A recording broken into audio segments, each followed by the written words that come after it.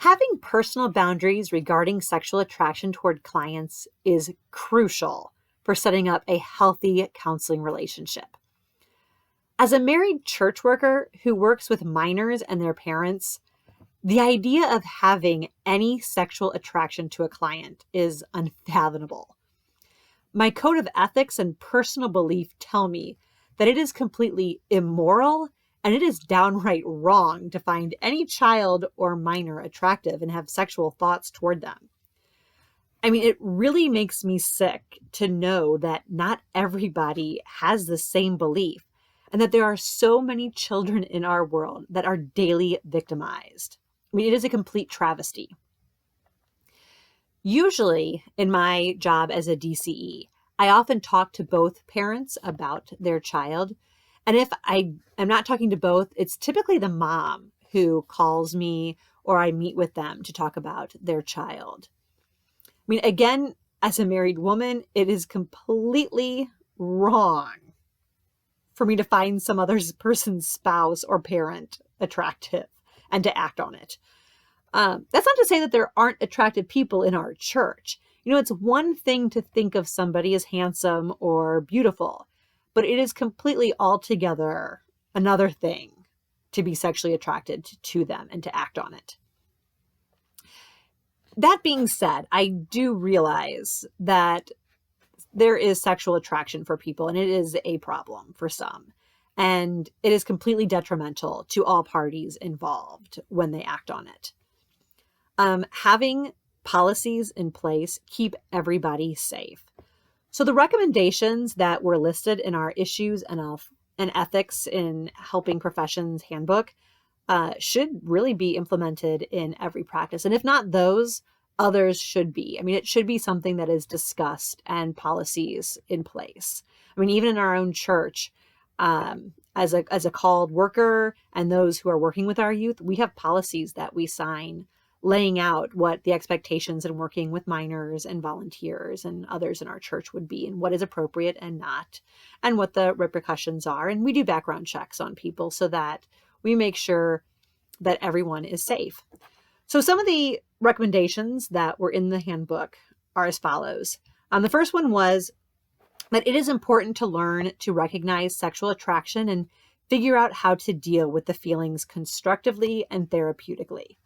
I mean, it's essential to just act as a professional and to know how to handle your feelings, whatever they are, appropriately. It is a counselor's responsibility to keep their clients safe. It's not the client's responsibility, but it is the counselor's job. And they should never do anything that would jeopardize the safety and health of their client. The second recommendation that was listed was to seek professional support during times of professional or personal loss or crisis, which means don't turn to a client for the help that you need. Don't ask them to meet your needs for you. You need to find another counselor, a friend, or another adult who you can trust to help you sort out your feelings and just be that shoulder that you need to lean on during your hard time. It would never, ever be appropriate to turn to your client for that. Third, make it a practice to examine and monitor your feelings and behavior toward your client. You need to ask yourself, why are you having these feelings toward them? What is it about them that you find so attractive? Is there something missing in your life? I mean, how are your own personal relationships going? Is your attraction for the person based on the fact that you're feeling needed by them and that as they project those feelings of gratitude and thanksgiving to you, is that the reason why you're finding them attracted? Because you're happy to be needed? I think it's important that as a counselor, we keep our feelings in check.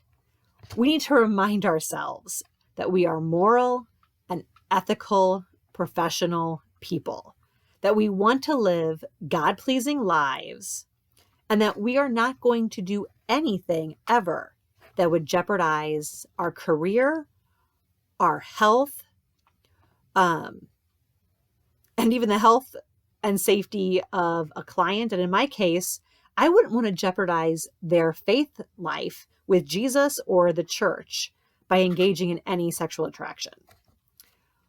The fourth recommendation they have is to differentiate between having sexual attraction toward a client and acting on this attraction. It's okay to think of somebody as being pretty or that they have a great personality. Just don't take it further. Draw that line in the sand and don't cross it. And if you think you're about to, immediately go and talk to someone about it. I would want to think to myself, like, what would I say to somebody if they came to me asking if it would be okay to do this? I would tell them no. And then I would remind myself exactly why I shouldn't do this. The fifth recommendation would be to establish and maintain clear boundaries when a client makes a sexual advantage toward you. I think it's okay to acknowledge the person's feelings as normal. Intimacy develops in a therapeutic relationship, and clients sometimes for the first time are feeling validated, they're feeling cared for and listened to, and they may begin to have feelings toward their counselor. If this happens, I think it is vital to make clear immediately that a sexual relationship would be inappropriate. However, do it in a way that doesn't make the person feel rejected or unwanted, but instead find an opportunity to explore the feelings within the counseling session. Discuss why they're feeling this way, and then help them work through those feelings. Handling it correctly will help assure that a client does not end their therapy sessions prematurely. I would also recommend that it would be a really good idea to go tell another counselor within your practice that this has happened, just in case any legal issues would arise. Some questions that I would want to ask a counselor in regards to this topic would be, have you ever had a client become attracted to you? What did you do in this situation? How did you handle it? Did it end up hurting or helping the counseling relationship by the way you handled it? Thanks.